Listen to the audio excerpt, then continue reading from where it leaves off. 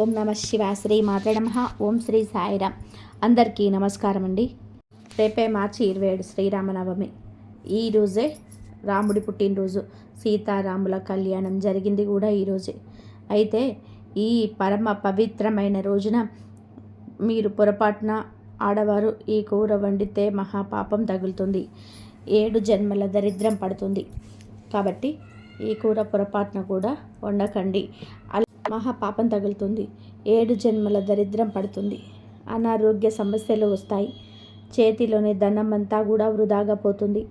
పైగా ఈరోజు ఈ కూర తింటే మీరు చేసే పూజకు కూడా ఎటువంటి ఫలితం రాదని శాస్త్రాల్లో ఉంది.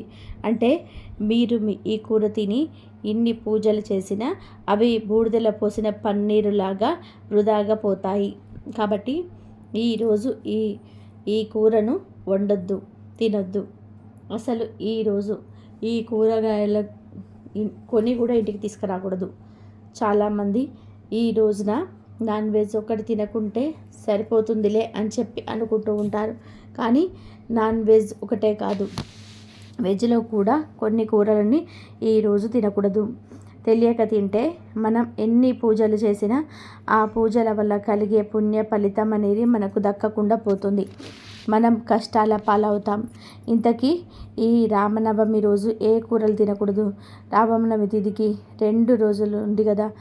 రామనవమి పూజ ఏ సమయంలో చేసుకోవాలి, ఏ రంగు దుస్తులు ధరించాలి, ఇలాంటి అన్ని విషయాలన్నీ కూడా ఈ వీడియోలో వివరంగా తెలుసుకుందాం. ఈ వీడియో పూర్తిగా చూస్తే మీకు క్లియర్ ఇన్ఫర్మేషన్ తెలుస్తుంది. వీడియోని ఎక్కడ కూడా స్కిప్ చేయొద్దు, చివరి వరకు చూసే ప్రయత్నం చేయండి, అప్పుడే మీకు పూర్తిగా అర్థమవుతుంది. ఇక ఆలస్యం చేయకుండా వీడియోలోకి వెళ్ళిపోదాం. వీడియోలోకి వెళ్ళే ముందు ఒక చిన్న రిక్వెస్ట్, మొదటిసారి మన ఛానల్లోకి వచ్చినట్లయితే మన ఛానల్ని సబ్స్క్రైబ్ చేసుకొని ఈ వీడియోకి ఒక లైక్ ఇచ్చి కింద కామెంట్ సెక్షన్లో జై శ్రీరామ్ అని చెప్పి కామెంట్ చేయడం మాత్రం అస్సలు మర్చిపోవద్దు. ఈ శ్రీరామనవమి రోజు మీరు సూర్యోదయానికి ముందే నిద్ర లేవాలి. చక్కగా నిద్రలేచి ఇల్లంతా క్లీన్ చేసుకోండి. బయట వాకిలి అంతా కూడా శుభ్రంగా ఉంచుకొని, ఒకవేళ మీరు మట్టి నేల అయితే కనుక ఆవు పేడతో చక్కగా కల్లాపి చల్లుకొని మంచిగా మీరు ముగ్గు పెట్టుకొని పసుపు కుంకుమలతో ఆ ముగ్గునైతే అలంకరించుకోవాలి. లక్ష్మీ కళ ఉట్టి పడే విధంగా మీ ఇంటి వాకిలి అలంకరించుకోవాలి. స్నానం చేసుకొని గుమ్మానికి మామిడి తోరణాలు కట్టుకోవాలి. గుమ్మానికి పసుపు కుంకుమలు రాసి అలంకరించుకోవాలి. తర్వాత ఇంట్లో పూజ చేసుకోవాలి. పూజ చేసే ముందు ఇల్లంతా పసుపు నీళ్ళు చల్లుకోండి. ముందు మీ పూజ గదిలో రాముల వారి ఫోటో ఉండేలా చూసుకోండి. సీతారాములు, లక్ష్మణ, భరత, శత్రుఘ్నులు, అలాగే హనుమ సమేతంగా ఉండే చిత్రపటం ఉంటే చాలా మంచిది. స్వామివారి ఫోటోకి గంధం కుంకుమలతో బొట్లు పెట్టి చామంతి పూలతో అలంకరించుకోవాలి. అలాగే సామె ముందు ప్రతి ఒక్కరు కూడా పిండి దీపాలు వెలిగించండి. ఈ పండుగ రోజున పిండి దీపాలు వెలిగిస్తే కోరుకున్న కోరికలన్నీ వెంటనే నెరవేరుతాయి. 10 తరాల ఐశ్వర్యం మీ కుటుంబానికి లభిస్తుంది. కాబట్టి శ్రీరామనవమి రోజున ఇంట్లో పూజ చేసేటప్పుడు బియ్య పిండితో 2 లేదా 3 పిండి ప్రమిదలు తయారు చేసి అందులో ఆవు నెయ్యి పోసి ఇంట్లో పూజ చేసుకోవాలి. పిండి దీపాలు చాలా శక్తి ఉంటుంది. అందులోనూ శ్రీరామనవమి రోజున పిండి దీపాలు వెలిగిస్తే ఊహించలేనంత అదృష్టం కలుగుతుంది. మీ మనసులోని కోరికలన్నీ నెరవేరిపోతాయి. ఈ దీపాలను కూడా రావి ఆకుల మీద వెలిగిస్తే మహారాజయోగం పడుతుంది. కనుక ఈరోజు గుర్తుపెట్టుకొని పిండి దీపాలు పెట్టండి, వాటిని రావి ఆకుల మీద పెట్టండి. అలాగే పూజ చేసేటప్పుడు మీ పూజ గదిలో కొన్ని తులసి దళాలను పెట్టుకోండి. తులసి దళాలతో శ్రీరాముని పూజిస్తే మీ ఇంటికి అఖండ కుబేర రాజయోగం కలుగుతుంది. పూజ చేసే ముందు కొన్ని అక్షింతలు తయారు చేసుకొని పూజ గదిలో పెట్టుకోండి. పూజ పూర్తయిపోయిన తర్వాత ఆ అక్షింతలను తలపైన వేసుకోండి. నైవేద్యంగా పానకం, వడపప్పు పెట్టండి.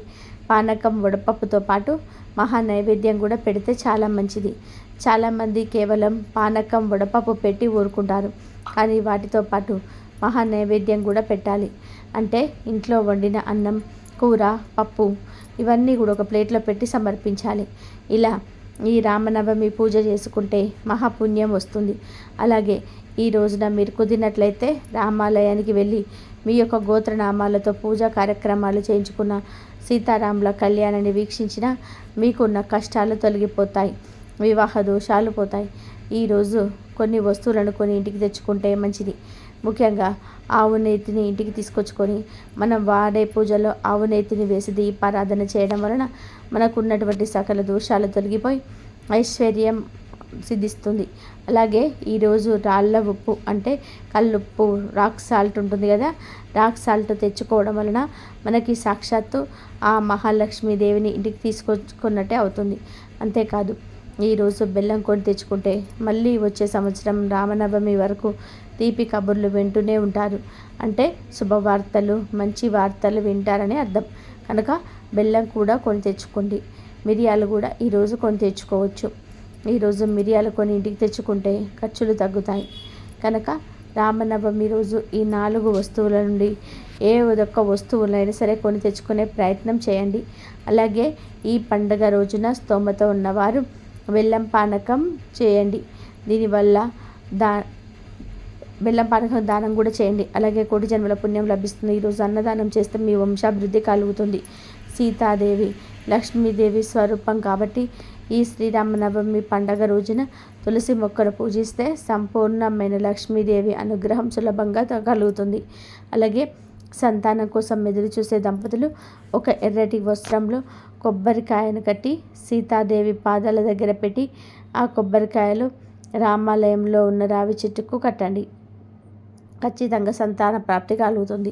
ఈరోజు ఎట్టి పరిస్థితుల్లో కూడా ఇంట్లో కోపంగా మాట్లాడడం కానీ, ఒకరి మీద ఒకరు కోపంగా అరవడం కానీ, ఒకరిని తిట్టడం కానీ ఇటువంటి ఎట్టి పరిస్థితుల్లోనూ కూడా చేయకండి. కోపం, ఆవేశం అనేది చాలా అంటే చాలా దరిద్రానికి చిహ్నాలు. కాబట్టి మీ ద్వారా ఒకరు బాధపడకూడదు, మీ ద్వారా ఒక కన్నీళ్ళు పెట్టకూడదు. మీ వలన ఒక మనస్తాపానికి గురి అవుతారు. అందుకే ఈరోజు కత్తులు కానీ, పిన్నిసులు కానీ, చాకులు కానీ కొనకూడదు. ఎవరి చేతికి ఇవ్వకూడదు. ఈరోజు గూళ్ళు కత్తిరించుకోవడం, జుట్టు కత్తిరించుకోవడం ఈ 2026లో ఈ మార్చి 26, 27 ఈ 2 రోజుల్లో నవమి తిథి ఏర్పడింది. కాబట్టి ఈ ఏడాది శ్రీరామనవమి ఎప్పుడు జరుపుకోవాలని చాలామందికి సందేహం ఉంది. అయితే భద్రాచలంలో రాములవారి కళ్యాణం జరిగే రోజునే మనం శ్రీరామ నవమి ఉత్సవాన్ని జరుపుకోవాలి. చైత్ర మాసంలో వచ్చే నవమి తిథి నాడు సీతారామ నవమి పండుగ జరుపుకుంటాము. ఈ 2026 సంవత్సరంలో మార్చి 26 మధ్యాహ్నం నవమి తిథి ప్రారంభమై మార్చి 27 మధ్యాహ్నం వరకు ఉంటుంది. అయితే చాలా క్యాలెండర్లో మార్చి 26వ తేదీన శ్రీరామనవమిగా చూపించారు. కానీ భద్రాచలంలో మాత్రం రాములోరి కళ్యాణం మార్చి 27వ తేదీన ప్రకటించారు. కాబట్టి మార్చి 27 శుక్రవారం నాడు శ్రీరామనవమి పండుగను జరుపుకోవాలి. ఈ పండుగ రోజున మధ్యాహ్న సమయంలో శ్రీరాముని పూజించాలి. శ్రీరాముడు మధ్యాహ్నం వేళ పునర్వసు నక్షత్రం, కర్కాటక లగ్నం, అభిజిత్ ముహూర్తంలో జన్మించాడు. కాబట్టి మార్చి 27 ఉదయం 11:06 నుండి మధ్యాహ్నం 1:30 వరకు రాముల వారిని పూజించడానికి అత్యంత శుభ ముహూర్తం ఉంది. ఈ గంటన్నర సమయం శ్రీరాముని పూజించడానికి అత్యంత శక్తివంతమైన సమయం. ఈ సమయంలోనే భద్రాచలంలో ఉన్న సీతారాముల కళ్యాణం కూడా జరుగుతుంది. ఇక ఈ శ్రీరామనవమి రోజు అందరూ కూడా పసుపు రంగులో ఉండే దుస్తులను ధరిస్తే చాలా మంచిది. సంవత్సరం అంతా కూడా కలిసి వస్తుంది. కష్టాలు రాకుండా ఉంటాయి. సుమంగళి యోగం కలుగుతుంది. కాబట్టి స్త్రీలు ఈరోజు పసుపు రంగు దుస్తులు ధరించండి. భర్తకు మంచి జరుగుతుంది. స్త్రీలు ఒకరే కాదు, పురుషులు కూడా ఈరోజు ఈ రంగు దుస్తులు ధరిస్తే శ్రీరాముల వారి అనుగ్రహం కలుగుతుంది. కానీ ఈరోజు పొరపాటున కూడా నలుపు రంగులో ఉండే దుస్తువులను మాత్రం ధరించవద్దు. శ్రీరామనవమి పరమదినాన ఆడవారు పచ్చటి రంగులో ఉండే మట్టి గాజులు ధరించుకోవాలి. అలా ధరిస్తే అష్టైశ్వర్యాలు సిద్ధిస్తాయి. లక్ష్మీదేవి అనుగ్రహం కలుగుతుంది. పచ్చ రంగు అనేది ప్రకృతికి మరియు సౌభాగ్యానికి, సీతాదేవికి కూడా పచ్చటి రంగు అంటే ఎంతో ఇష్టమని, అది ఆమెకు అత్యంత ప్రీతిపాత్రమైన శాస్త్రాలు చెప్తున్నాయి. ఈ రోజున స్త్రీలు పచ్చటి గాజులు ధరించడం వలన సుమంగళి యోగం కలుగుతుంది. అయితే వివాహిత స్త్రీలకు సౌభాగ్యం చేకూరుతుంది. వారి పసుపు కుంకుమలు 10 కాలాల పాటు చల్లగా ఉంటాయి. మట్టి గాజుల నుండి వచ్చే సున్నితమైన శబ్దం ఇంట్లోని ప్రతికూల శక్తిని తొలగించి సానుకూల ప్రకంపనలు పెంచుతుంది. దీని వలన కుటుంబంలో ప్రశాంతత నెలకొంటుంది. కాబట్టి శ్రీరామనవమి రోజున ఆడవారు మర్చిపోకుండా పచ్చటి మట్టి గాజులు ధరించండి. అంతేకాదు ఈ పవిత్రమైన రోజున మీ ఇంటి దగ్గర ఉండే వీధి కుక్కలకు ఉప్పు లేని పెరగన్నం కలిపి పెట్టడం అత్యంత శుభప్రదం. కుక్కలు కాలభైరవుడి వాహనంగా, దత్తాత్రేయ స్వరూపంగా భావిస్తారు. మూగజీవుల ఆకలి తీర్చడం వలన ఆ శ్రీరామచంద్రుడి అనుగ్రహం మనపై ఎల్లప్పుడూ ఉంటుంది. ముఖ్యంగా ఆర్థిక ఇబ్బందులతో సతమతమయ్యేవారు, అప్పుల బాధ నుంచి విముక్తి కోరుకునే వాళ్లకు తప్పక ఆహారం పెట్టండి. ఉప్పు లేని పెరుగన్నం పెట్టడం వలన జాతకంలోని రాహు కేతు దోషాలు తొలగిపోయి మీ ధన సమస్యలన్నీ కూడా పటాపంచలైపోతాయి. ఇంట్లో లక్ష్మీదేవి కటాక్షం కలిగి ఆదాయ మార్గాలు మెరుగుపడతాయి. అలాగే శ్రీరామనవమి రోజున పొరపాటున కూడా కొన్ని పనులు చేయకూడదని శాస్త్రంలో చెప్పారు. ఈ రోజున ముఖ్యంగా భార్యాభర్తలు బ్రహ్మచర్యం పాటించాలి. అలాగే ఈరోజు ఇంట్లోని స్త్రీలు ఏడవకూడదు. గుమ్మం పైన కూర్చొని అన్నం తినడం, గుమ్మానికి అడ్డంగా కూర్చొని తలదువ్వడం వంటి పనులు చేయకూడదు. అలాగే ఈరోజు తల విరబోసుకొని ఇంటి బయట తిరగకూడదు. ముఖ్యంగా గుడికి విరబోసుకొని వెళ్ళకూడదు. మహాపాపం తగులుతుంది. శ్రీరామనవమి రోజు గోవు కనిపిస్తే ఆ గోవుకు ప్రత్యేకమైన ఆహారం పెడితే చాలు, తరతరాలకి తరగని ఐశ్వర్యం వస్తుందని శాస్త్ర పండితులు చెప్తున్నారు. శ్రీరామనవమి రోజు గోవుకు అరటి పండ్లు ఆహారంగా పెట్టండి. శ్రీరామనవమి వంటి అత్యంత పవిత్రమైన రోజున సాక్షాత్తు ముక్కోటి దేవతల నిలయమైన గోమాతకు అరటి పండ్లు తినిపించడం వలన అనంతమైన పుణ్యఫలం లభిస్తుంది.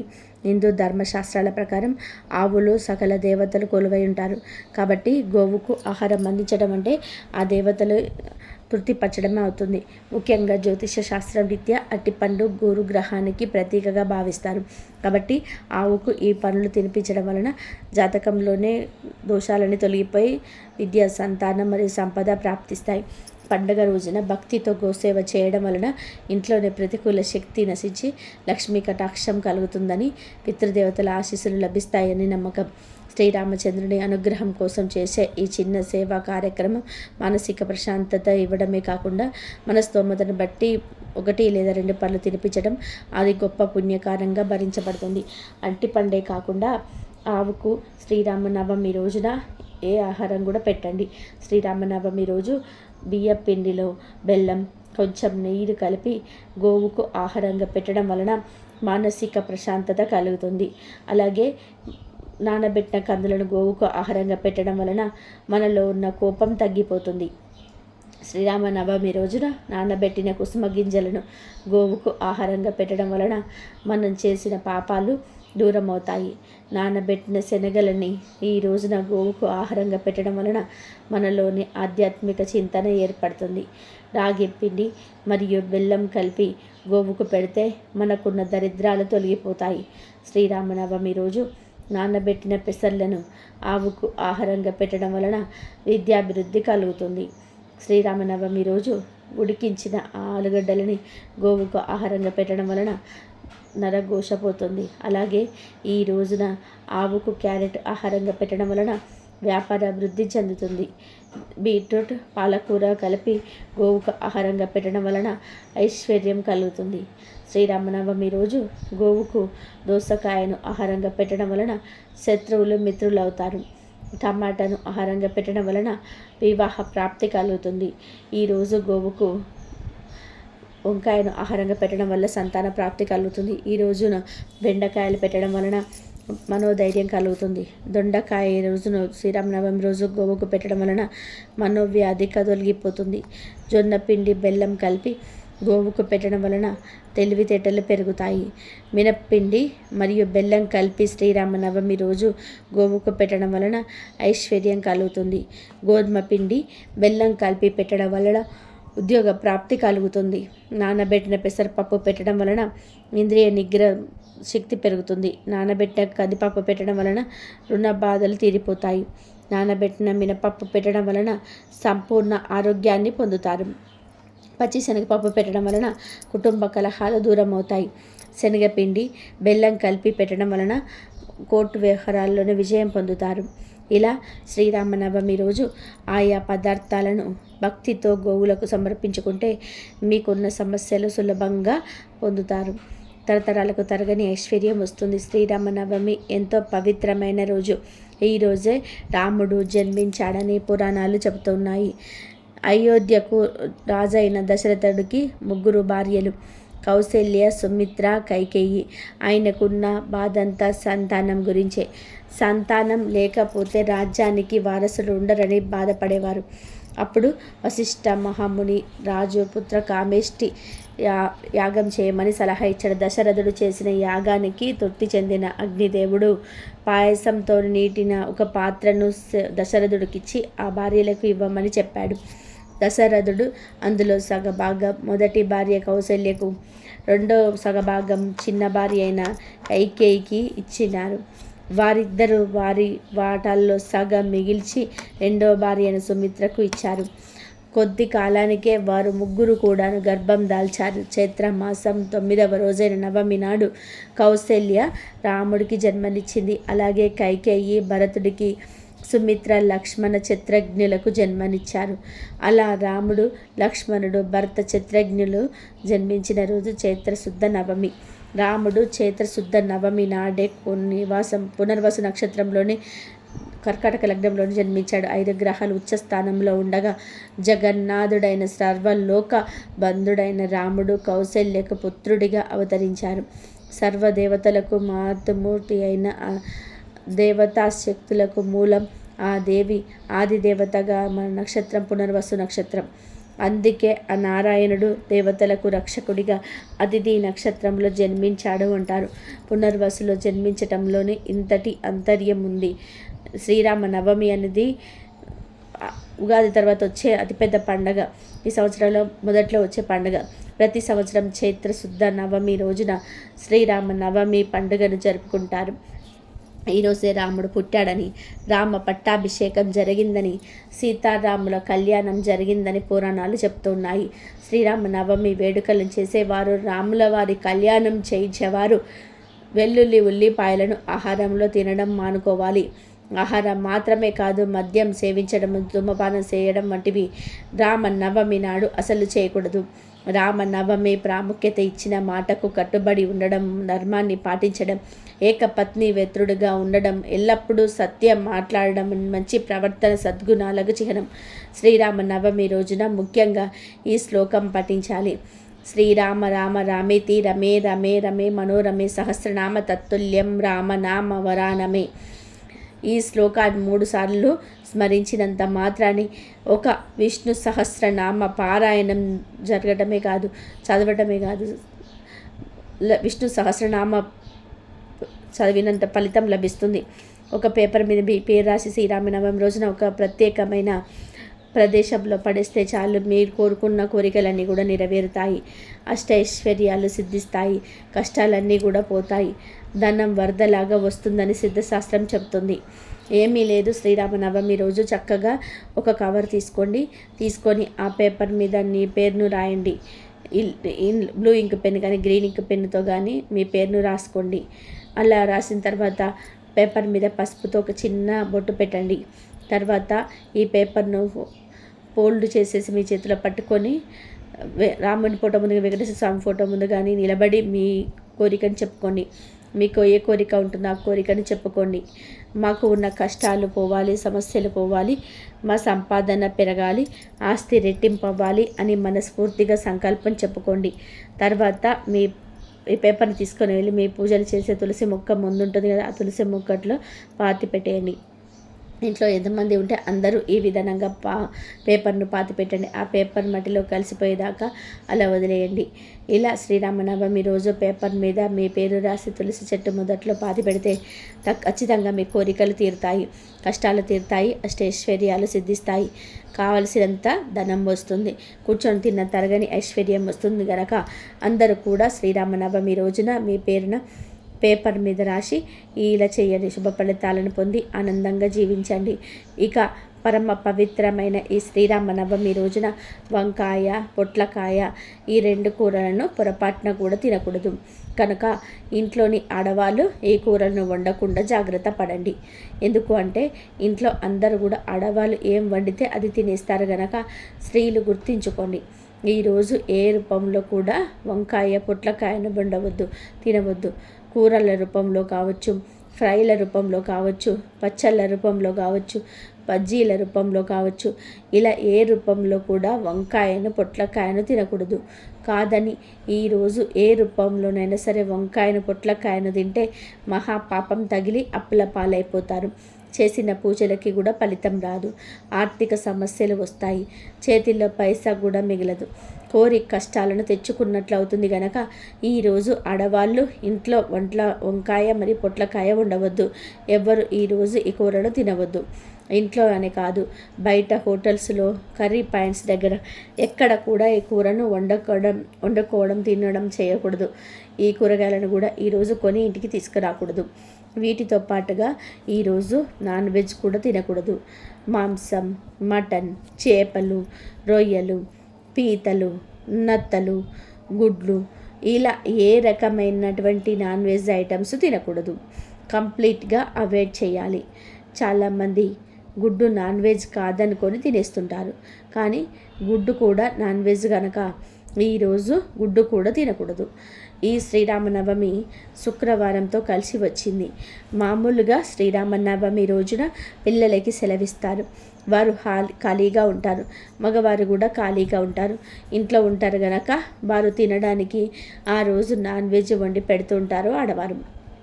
పెద్దవారు తినకపోయినా పిల్లల కోసం వండి పెట్టేస్తుంటారు. కానీ పిల్లలకి కూడా మాంసాహారం పెట్టకూడదు. మహాపాపం.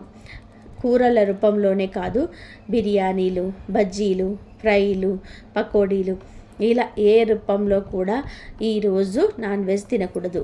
పిల్లలకి సెలవు గనక చాలామంది మగవారు సాయంత్రం అవ్వగానే పిల్లల్ని తీసుకొని వెళ్ళి నూడిల్స్ బండి దగ్గరికి వెళ్ళి ఏదో ఒకటి నాన్ వెజ్ ఏదో ఒకటి కొనిస్తూ ఉంటారు.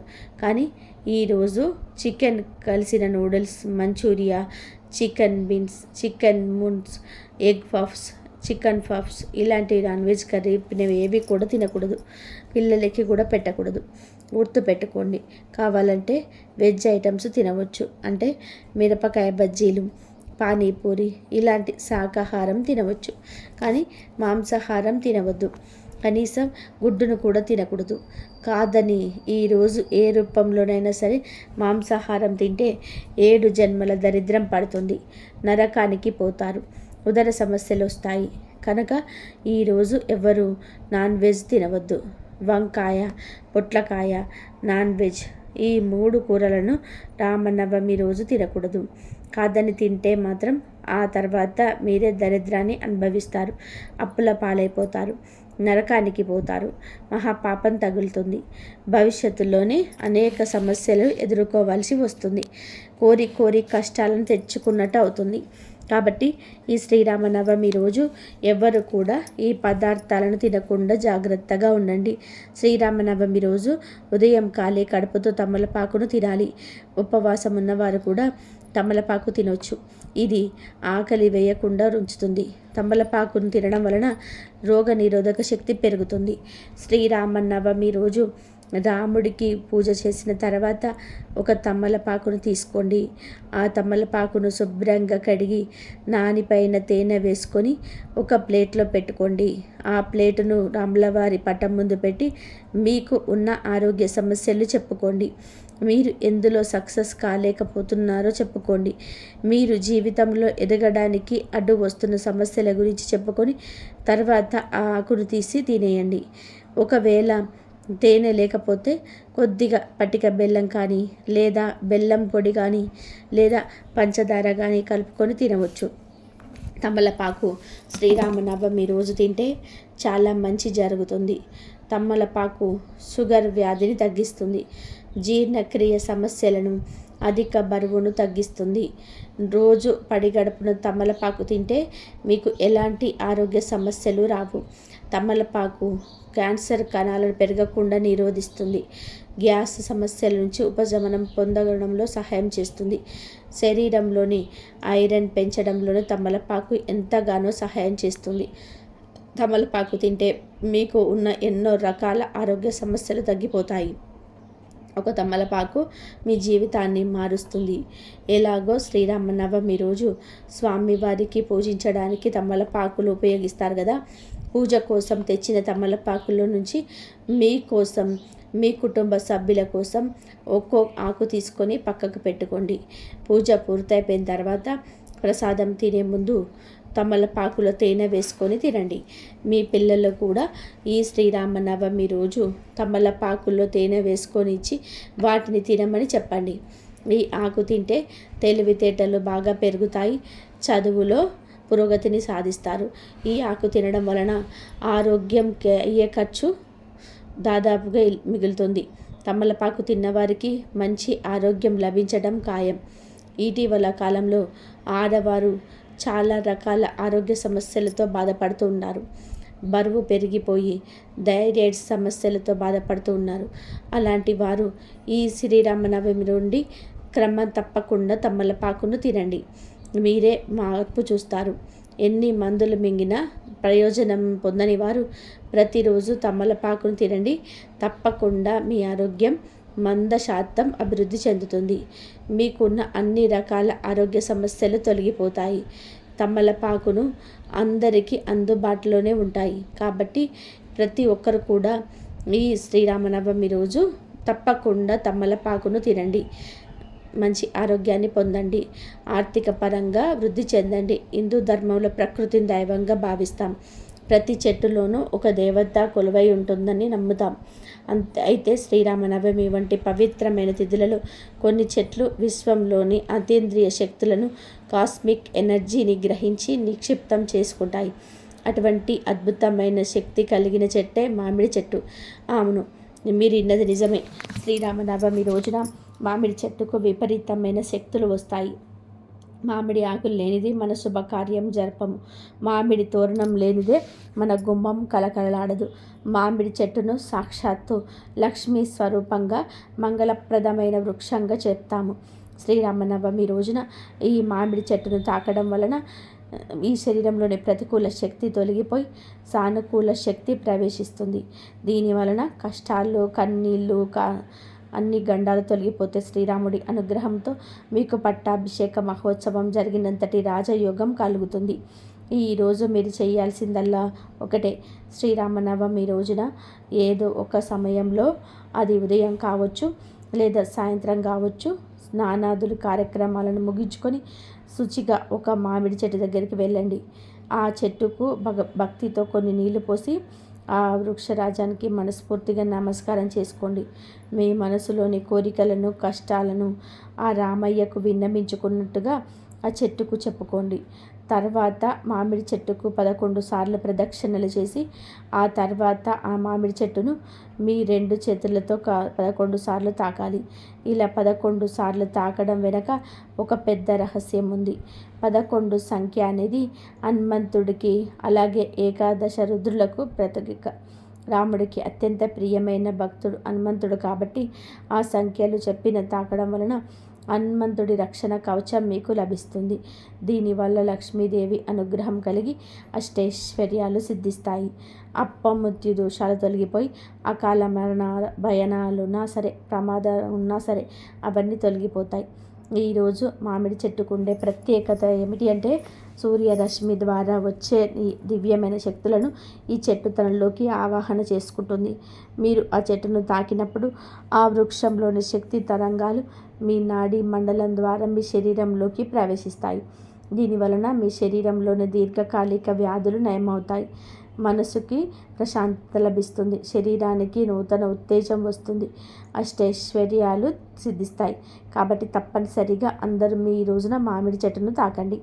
తాకి వెంటనే ఇంటికి వెళ్ళిపోకుండా కాసేపు ఆ చెట్టు నీడలో కూర్చొని వెళ్ళండి. మామిడి చెట్టును అమృత ఫల వృక్షం అని కూడా అంటారు. పురాణ కాలం నుండి మామిడి చెట్టుకు ఎంతో ప్రాముఖ్యత ఉంది. శ్రీరాముడు వనవాస సమయంలో కూడా ఎన్నో చోట్ల మామిడి వృక్షాల నీడన విశ్రమించారని, ఆ చెట్ల అంటే ఎంతో ప్రీతి అని చెబుతూ ఉంటారు. అందుకే ఈరోజు మామిడి చెట్టు పూజించటం వలన ఆ రాముడిని నేరుగా పూజించినంత ఫలితం దక్కుతుంది. ధన ప్రాప్తి కలగాలంటే లక్ష్మీ కటాక్షం కావాలి. ఆ లక్ష్మీదేవికి మామిడి చెట్టు ఇష్టమైన నివాసం. ఎక్కడైతే పచ్చని మామిడాకులు ఉంటాయో అక్కడ లక్ష్మి ఉండదు. కాబట్టి ఈ రామనవమి రోజున ఈ చెట్టును తాకడం మర్చిపోకండి.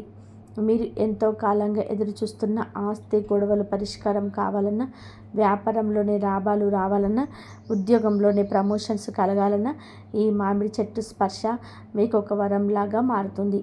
అపార ధనయోగం అంటే కేవలం డబ్బు రావడం మాత్రమే కాదు, వచ్చిన డబ్బు నిలబడడం, ఇంట్లో సుఖశాంతులు ఉండడం కూడా. మామిడి చెట్టు తాకినప్పుడు మీలో కలిగే ఆ పాజిటివ్ వైబ్రేషన్స్ మీ ఆలోచన విధానాన్ని మారుస్తాయి. తద్వారా మీరు సరైన నిర్ణయాలు తీసుకొని ఆర్థికంగా ఎదుగుతారు. రామనవమి రోజున ఈ చెట్టు నుంచి వెలువడే ప్రాణవాయువు కూడా ఎంతో శక్తివంతంగా ఉంటుంది. అందుకే ఆ చెట్టు దగ్గర గడపడం, దాన్ని తాకడం వల్ల అనారోగ్య సమస్యలు కూడా దూరం అవుతాయి. ఎవరైతే తీవ్రమైన మానసిక ఒత్తిడితో, దిష్టి దోషాలతో బాధపడుతుంటారో వారికి ఇది ఒక గొప్ప పరిష్కారం. కనుక ప్రతి ఒక్కరు కూడా ఈ శ్రీరామనవమి రోజున మీ ఇంటి దగ్గరలో ఉన్న లేదా ఏదైనా దేవాలయంలో ఉన్న మామిడి చెట్టును దర్శించుకొని దానికి నీరు పోసి 11 సార్లు తాకి నమస్కరించుకోండి. ఆ రామయ్య జన్మించిన ఈ పవిత్రమైన రోజున ప్రకృతి మాతను ఆశ్రయించడం వలన ఖచ్చితంగా మంచి ఫలితాలు ఉంటాయి. ఐశ్వర్య యోగం, ఆస్తి యోగం కలుగుతాయి. ఎటువంటి కష్టాలున్నా సరే పోతాయి, సమస్యలున్నా పోతాయి. లక్ష్మీ యోగం కలుగుతుంది, సకల సంపదలు సిద్ధిస్తాయి. కనుక అందరూ కూడా గుర్తుపెట్టుకొని రామనవమి రోజున ఈ చెట్టును తాకి శుభ ఫలితాలను పొంది సంతోషంగా జీవించండి. శ్రీరామనవమి రోజున ఈ బెల్లం పరిహారం తప్పకుండా చేయాలి. ఎందుకంటే శ్రీరాముడు సత్యానికి, ధర్మానికి నిలువుటద్దం. ఆయన అనుగ్రహం ఉంటే అసాధ్యమైనది ఏది లేదు. మన హిందూ ధర్మంలోనే భూదేవిని తల్లిగా, బంగారాన్ని మహాలక్ష్మిగా పూజిస్తారు. ఈ రెండు కూడా మనిషి యొక్క ఆర్థిక స్థితిగతులను సూచిస్తాయి. భూమిపైన ఉన్న అధికారం కలగాలన్నా, చేతికి బంగారం అందాలన్నా, మన జాతకంలో గ్రహాలు అన్నీ బాగుండాలన్నా ముఖ్యంగా కుజుడు మరియు గురుగ్రహ అనుగ్రహం ఉండాలి. కుజుడు భూమికి అధిపతి అయితే గురువు బంగారానికి అధిపతి. ఈ రెండు గ్రహాలను ప్రభావితం చేయగల శక్తి బెల్లానికి ఉంటుంది. అందుకే బెల్లం పరిహారం ద్వారా మన ఆర్థిక కష్టాలను దూరం చేసుకోవచ్చు. చాలామంది ఎంతో కష్టపడి డబ్బు సంపాదిస్తారు, కానీ ఇది చేతిలో నిలబడదు. అనవసరమైన ఖర్చులు రావడం లేదా వచ్చిన డబ్బు వచ్చినట్టే వెళ్ళిపోవడం జరుగుతుంది. ఇలా జరగడానికి కారణం ఇంట్లో ఉన్న నకారాత్మక శక్తి లేదా గ్రహ దోషాలు. ఈ శ్రీరామనవమి రోజున చేసే ఈ బెల్లం ప్రక్రియ వలన ఆ దోషాలన్నీ కూడా తొలగిపోయి మీకు యోగకాలం మొదలవుతుంది. మీరు ఏ పని చేసినా సరే అందులో విజయం లభిస్తుంది. ముఖ్యంగా రియల్ ఎస్టేట్ రంగంలో ఉన్నవారు, ఇల్లు కట్టాలని ప్లాన్ చేసిన వారు, లేదా ఆడపిల్లలు పెళ్ళిళ్ళ కోసం బంగారం కొని పెట్టాలనుకునే తల్లిదండ్రులు ఈ పరిహారాన్ని ఎంతో నమ్మకంతో చేయండి. వచ్చే ఏడాది శ్రీరామనవమిలోపు మీరే ఆశ్చర్యపోయేలా మీ ఆర్థిక స్థితి మారిపోతుంది. ఇప్పుడు ఆ బెల్లం పరిహారం ఎలా చేయాలో వివరంగా తెలుసుకుందాం. ఈ పరిహారాన్ని శ్రీరామనవమి రోజు పగటిపూట అంటే సాయంత్రం 7 గంటల లోపు ఎప్పుడైనా చేసుకోవచ్చు. దీనికి మీకు కావాల్సింది కేవలం ఒక 1/4 కిలో లేదా అరకిలో బెల్లం ముక్క సాధ్యమైనంత వరకు విరగకుండా ఒకే గడ్డలా ఉంటే చాలా మంచిది. ముందుగా మీరు స్నానం చేసి శుభ్రమైన బట్టలు ధరించి మీ పూజా గదిని సిద్ధం చేసుకోవాలి. ఆ బెల్లం ముక్కను తీసుకొని దానిపైన మీ మనసులో ఉన్న కోరికను కుంకుమతో రాయాలి. అంటే మీకు భూమి కొనాలని ఉంటే భూమి కొనాలి అని, బంగారం కొనాలని ఉంటే బంగారం కొనాలి అని రాయండి. ఒకవేళ మీకు సొంత ఇల్లు కావాలంటే సొంత ఇల్లు కొనాలి అని రాయండి. కుంకుమను కొద్దిగా నీటితో తడిపి ఒక పుల్లతో లేదా మీ వేలితో బెల్లం మీద స్పష్టంగా రాయండి. ఎలా రాసిన తర్వాత ఆ బెల్లం ముక్క ఒక ప్లేట్లో పెట్టి మీ పూజ గదిలో ఉన్న శ్రీరాముని ఫోటో ముందు పెట్టండి. ఆ తర్వాత ఆ బెల్లం ముక్క పైన ఒక కర్పూరం బిళ్ళను ఉంచండి. ఇప్పుడు ఆ కర్పూరాన్ని వెలిగించండి. ఆ కర్పూరం వెలుగుతున్నంతసేపు మీరు మీ ఇష్టదైవమైన శ్రీరాముణ్ణి మనస్సారా ప్రార్థించుకోవాలి. ఓ రామ, నాకున్న ఆర్థిక ఇబ్బందులన్నీ తొలగించు, నేను కోరుకున్న ఈ భూమి లేదా బంగారం కొనే మార్గాన్ని చూపించు, నా సంపాదన పెరిగేలాగా నిలిచేలా చూడు అని భక్తితో అడగండి. మీ కోరిక ఏదైనా సరే ఆ కర్పూరం వెలుగులో స్వామికి విన్నవించుకోండి. కర్పూరం ఆరతి అంటే మనలోని అహంకారాన్ని కలిగించి మన కోరికలను భగవంతుడికి చేరవేసే అర్థం. కర్పూరం పూర్తిగా ఆరిపోయేంత వరకు అక్కడే కూర్చొని శ్రీరామ జయ రామ జయ జయ రామ అని మంత్రాన్ని జపించండి. కర్పూరం ఆరిపోయిన తర్వాత ఆ బెల్లం ముక్కను అలాగే పూజ గదిలో వదిలేయండి. ఆ రోజు ఆ బెల్లం ముక్కను అస్సలు కదిలించకూడదు, ఎవ్వరు తీయకూడదు. ఆ రోజంతా అది రాముని పాదాల చెంతే ఉండాలి. మరుసటి రోజు ఉదయం అంటే దశమి రోజున స్నానం చేసిన తర్వాత ఆ బెల్లం ముక్కను తీసుకొని వెళ్ళి మీ ఇంటి ఆవరణలో లేదా ఏదైనా ఖాళీ ప్రదేశంలో చెట్టు మొదట్లో చిన్న గుంత తీసి ఆ బెల్లం ముక్కను అందులో పెట్టి మట్టితో కూల్చేయండి. అంటే భూమిలో పాతి పెట్టాలన్నమాట. ఇలా చేయడం వెనకాల ఒక గొప్ప అంతరార్థం ఉంటుంది. మన కోరికను రాసిన బెల్లాన్ని భూమిలో పెట్టడం ద్వారా భూదేవికి మన కోరిక సమర్పిస్తున్నాం. బెల్లం కరిగి భూమిలో కలిసినట్టుగానే మన కష్టాలన్నీ కూడా కరిగిపోయి భూమికి సంబంధించిన యోగాలు మనకు కలుగుతాయి. ఈ పరిహారం ఎంత శక్తివంతమైందంటే ఇది చేసిన కొద్ది రోజుల్లోనే మీకు ఏదో ఒక మార్గం ద్వారా ధన ప్రాప్తి కలుగుతుంది. మీరు భూమి కొనాలనుకుంటే దానికి తగినంత డబ్బు సమకూరడం లేదా మంచి లాభదాయకమైన స్థలం మీకు దొరకడం జరుగుతుంది. బంగారం కొనేవారికి కూడా బంగారం కొనేంత ఆర్థిక స్తోమత లభిస్తుంది. కేవలం భూమి బంగారం మాత్రమే కాదు, ఈ రోజుల్లో వాహనం ఉండడం కూడా ఒక అవసరంగా మారింది.